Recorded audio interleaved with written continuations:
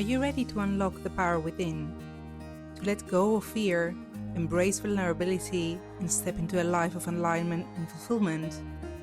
Welcome. I'm Valina Stavropoulou, and this is a journey of unbecoming. Discovering a version of yourself you never knew existed. What does it mean to unbecome? It's about release, surrender, radical acceptance, and so much more. But what can unbecoming do for you? In each episode, I guide you on a journey to overcome self-doubt, set empowering boundaries, and uncover the untapped potential within you. Through honest storytelling, insightful interviews and reflections drawn from my own experience of living with MS, you will find inspiration to face life's hurdles, embrace your authentic self, and thrive.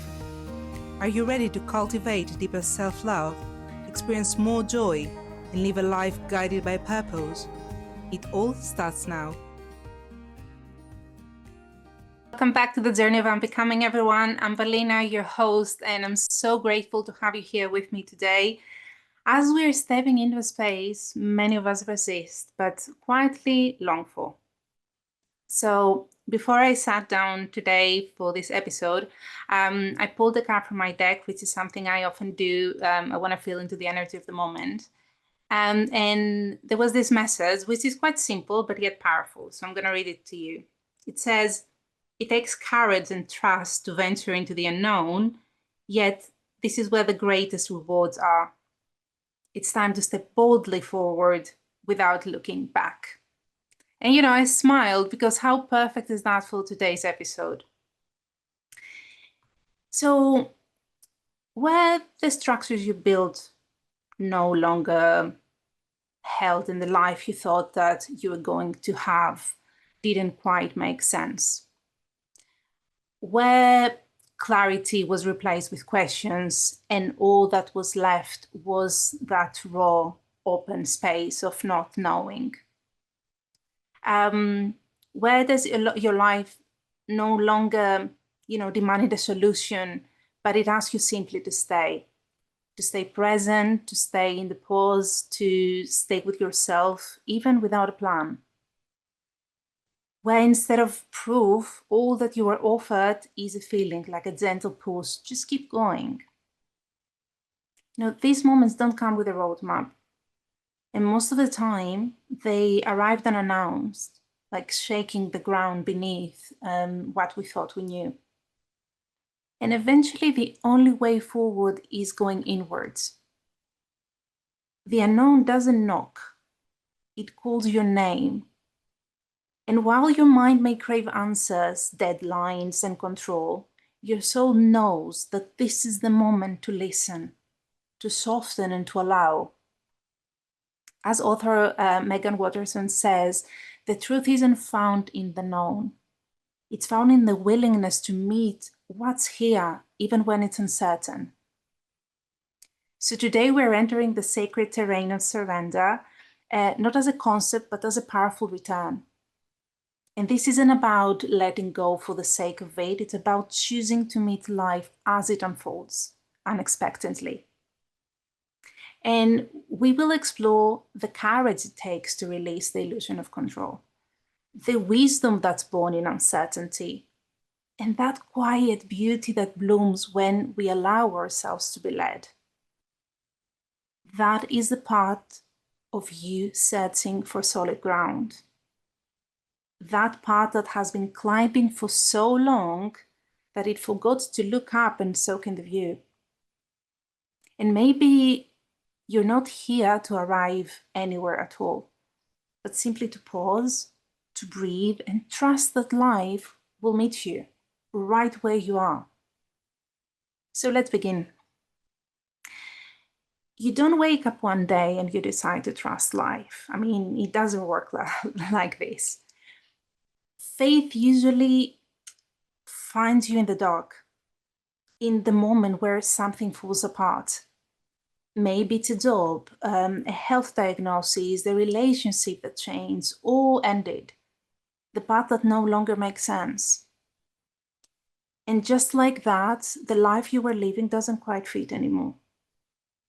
And it all begins to feel heavy, quite foreign, like trying to stay in a place that your soul has already outgrown. And what you're left with isn't clarity or some sort of closure, but a space that you don't yet understand. It's like a void, it's the unknown. And it's not empty, but it's echoing with questions like, what now? It can be disoriented, sometimes it's quiet, sometimes it's loud, sometimes it's terrifying, but something begins to steer there. It's not a solution, it's not certainty, but it's small and steady. It's like a yes. So you don't always know where it's leading, only that something deeper is calling you forward. So here is what I've come to understand about faith. It definitely doesn't arrive fully formed, and it doesn't make everything make sense. It just asks, like, can you keep walking even now, even with everything that's going on in this chaotic situation, in this void? It's not believing in perfection, it's actually trusting the process. Think about it as entering a relationship with something deeper, not out there, but within you. And, it's important to say here that faith isn't necessarily about religion. It often gets mixed up with like belief systems we grew up with. And for some, they can feel like limiting and even confusing. But just because you were raised in a certain faith tradition, it doesn't mean that your relationship with faith has to look in a certain way. And it doesn't have to involve God or the universe or anything outside of you, unless, of course, this resonates with you. But it can be all of that. But more than anything, faith, to me, is something spiritual. It's the way we remember that life is more than logic, that there is meaning, there is purpose, even if we don't yet understand it. It's that quiet thread that connects you back to yourself, to your inner knowing, to something wiser, to something sacred. And maybe the space inside of you that still nods yes, keep going, even when you are scared or tired or unsure, that is the clearest expression of faith you'll ever know. So if you found yourself there in between chapters where you no longer feel like who you are, but you also aren't sure who you're becoming, this is where Unbecoming begins. And that's where faith stays and starts to carry you. And that's the thing about faith. It's not blind at all, it's brave. We don't talk enough about how brave it is to keep walking forward when you don't know where the path leads. In the early days after I got diagnosed with MS, I wasn't scared. I wasn't just scared, actually. I was bleeding too. There was this part of me still trying to figure it all out, get acquainted with the whole situation, but most of all, like, stay in control. And then there was this other part of me that knew you can't live the way you used to anymore. The truth was that I couldn't push through like I used to. I couldn't override my body, my limits, or even my truth. And somewhere in that space between fear and surrender, I began to listen more deeply. I mean, I didn't really choose this. Rather, I had no other choice but listening. I had to get familiar with this whole new reality, be more attentive to the signals of my body, be more open to life, nudging me in a direction that I hadn't actually expected. And 5 years ago, I made a bold decision that surprised me at the time. I moved countries. Not because it made perfect sense, quite the opposite. Though something in me kept saying, this is not working anymore, you need a different rhythm now. So I left the fast pace, the pressure, the achiever identity I had wrapped myself for so long. I needed to learn how to live with this new reality, to soften into a slower pace, like navigating all these swings and demands of a chronic condition. If you had asked me back then, I would have said I'd imagine my life unfolding in London. And at first it felt strange, like the fighter in me resisted, and part of me felt like I have failed somewhere, like after building a life I loved for a decade. but something wasn't clicking anymore, and the voice inside me kept getting louder. So I returned to Athens, back to my homeland. When I made that decision, I had something that reassured me, like, trust this. Let life lead. This is your move now. Like, you're not just leaving anything behind. You're adjusting to change, like you're responding to life. And that's when I began to understand that faith doesn't shout, it doesn't demand certainty. It arrives as a step forward, as a tiny nudge that says, I'm certainly not, I certainly don't know where I'm going and how life will unfold, but I'll go anyway. So it's something that rises through us when we choose to trust without any sort of guarantee. Faith is an evolving relationship with something deeper, something that doesn't always make sense in the mind, but it feels true in the body, in the heart. And it doesn't have to look like believing in a perfect life where everything comes with ease. You know, sometimes faith is simply this willingness to believe in a possibility. It can be as small and mighty as getting through one more day, and it can be as vast as feeling held by something you can't quite explain. So faith is the thread. Hope is what we weave it with. And unbecoming is the sacred unraveling that reveals what's true.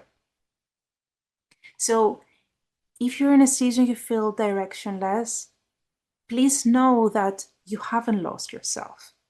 You're simply being invited to trust differently, to trust something that knows the way even when you don't.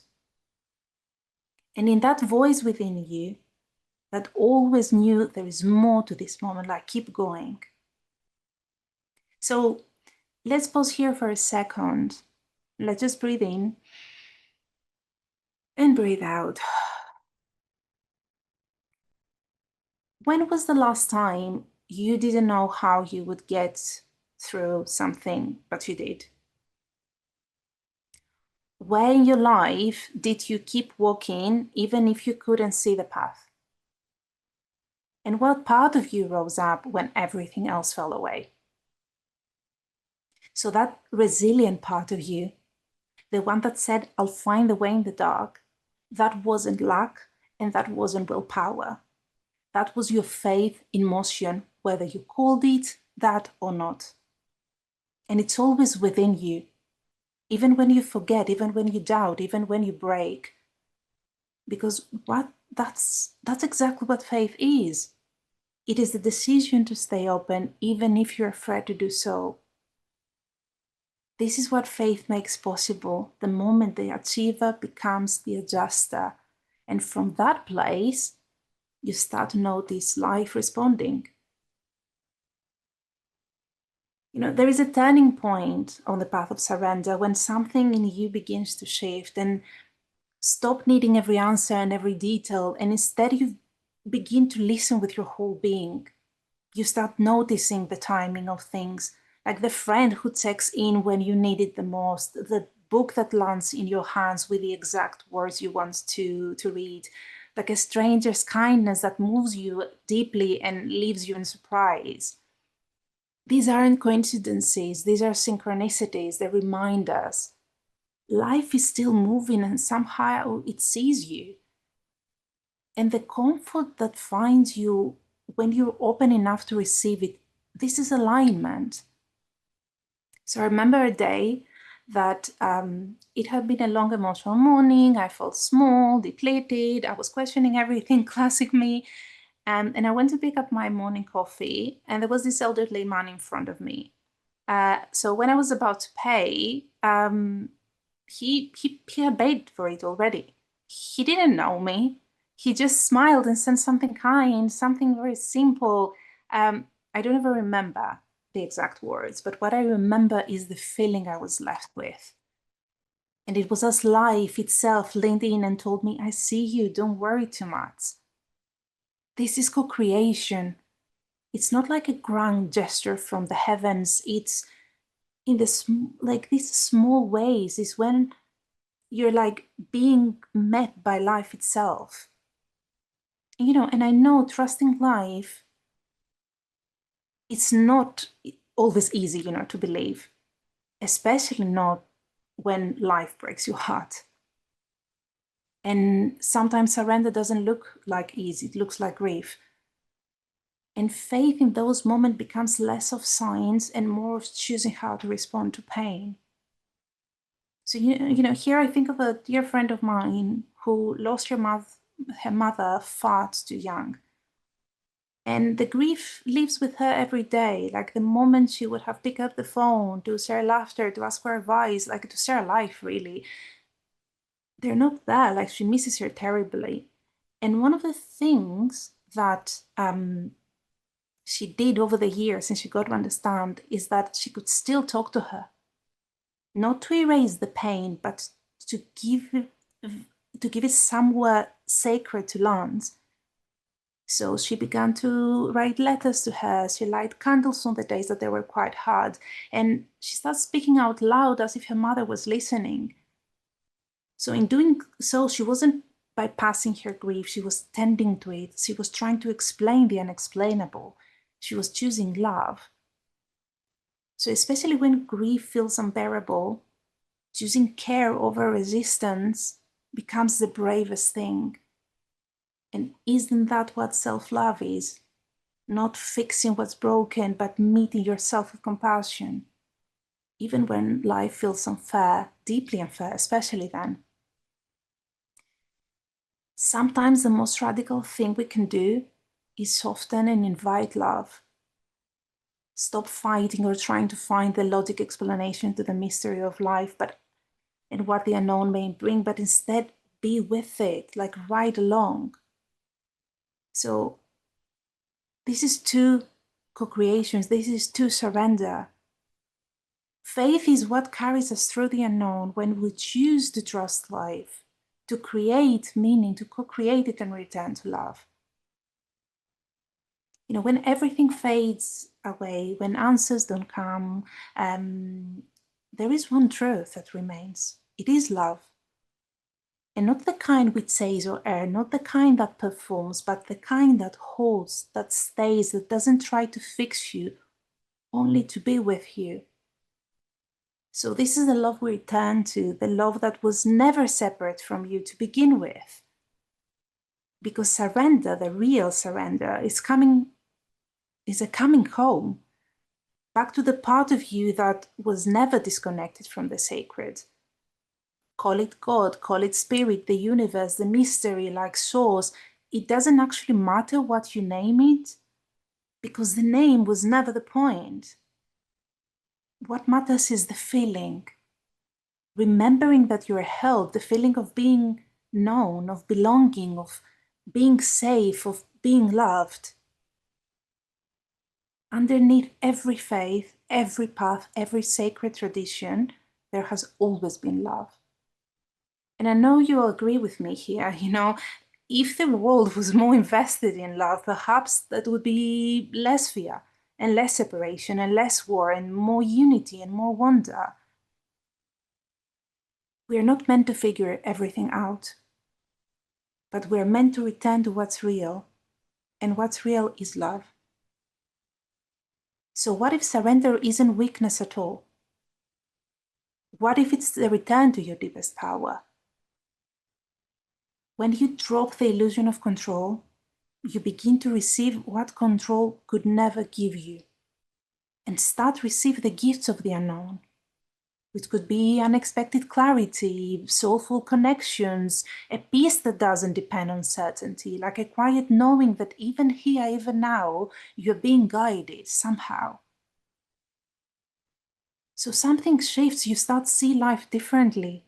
You respond instead of reacting. You begin to remember these parts of yourself you lost in all that striving. Your tenderness, your joy, your intuition. That's the alchemy of surrender. It's not an idea, but the way of being. To move through life not armored, but attuned, like open and connected. So let's try something different today. Not a question, but just a moment. a place inside of you you can return to anytime. Wherever you are, I want you to gently close your eyes if that feels safe, or simply soften your gaze and bring your attention inward. If it feels safe, place one hand on your chest, and I want you to imagine that there is a small orange flame there. Soft, is bright, is steady. This flame is your essence. It doesn't flicker with your circumstances. It doesn't disappear when life gets hard. It's always been there. So breathe into it and breathe out, and feel it grow warmer and deeper. Not brighter in any dramatic way, just more true, like more vivid. And as you breathe, let this flame speak to you. Maybe it comes as words or as pictures, whatever, just welcome it. But I'd like you to focus on how it feels, not just what it says or how it appears to you. Feel how it feels when it gets stronger, when it gets more vivid. And I want you to repeat after me, quietly or out loud, whatever is comfortable with you. I'm here. I belong. I'm loved. And I'm enough. Rest there for a moment. Let your body take it all in. There is nothing to figure out. There is nothing to fix. Just this knowing that this light is yours and that it will guide you and that it is you. So when you're ready, take a deep breath in and a breath out and open your eyes. And I want you to carry this flame with you into the next conversation, into the next decision, into the next breath you're taking. This is your invitation to connect with the sacred that lives in you, to be held, to be seen by you, because that is what truly matters. You don't need anyone else but you to receive the love that's always been yours, to trust it and return to it again and again in any moment you choose. Because what if the unknown isn't something to fear, but it's something sacred? What if it's not empty, but full of possibility? And what if that possibility is already making its way to you? So, well done, truly. Just by listening, just by being here, you are already in motion. No, this isn't something to master in one sitting. It's something you nurture. It's something you cultivate patiently, like day by day. You find your own rhythm with this. It comes. When you start doing it, it comes easier and easier. And eventually you kind of want to do it more. You want to tend to it. You want to connect with that inner power. You want to connect with that inner light. You know, surrendering isn't a finishing line. It's a way of relating. It's a rhythm of return. And these quiet steps you're taking, like pausing, listening, softening, remain present with yourself, connected with your inner flame, they're not small steps. They're acts of unbecoming, of releasing what was never truly yours, of returning to the version of you that no longer needs to prove you belong because you already do. So keep tending to that inner flame. Keep honoring the parts of you that long to be met. because this is how trust is built. Through presence, through relationship, through a sacred remembering of who you've always been. And if you feel called to explore more of this journey and go deeper, you can always find me on my website, which is mindhierarchy.com, see the ways that I'm working. And also you can connect with me, share your comments on Instagram, which is @mindhierarchy. I will be honored to walk beside you. So thank you for tuning in. Meet me every first and third Thursday of each month here at the Transformational Talk Radio. I'm Valina. This is our journey of unbecoming. And just remember, the unknown may feel unfamiliar, but maybe it's worth giving it a chance to show you what's possible. So before we part, maybe ask yourself, what would it feel like to trust life just a little more today? So until next time, keep trusting, keep softening, keep opening, and most of all, keep unbecoming.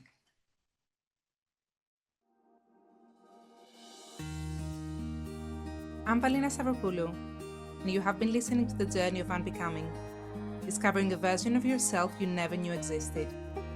Tune in every first and third Thursday at 9 Pacific on Transformation Talk Radio for a space where you are seen, heard, understood, and deeply supported. Remember, you do not have to find your way back to your heart alone. Each episode invites you to explore what unbecoming means for your mind, body, spirit, and emotions, a transformative process of releasing what no longer serves you. This show is not just about overcoming challenges. It is about celebrating the beauty of letting go and stepping boldly into a life of joy, purpose, and self-confidence. For more information and to connect with me, visit mindhierarchy.com.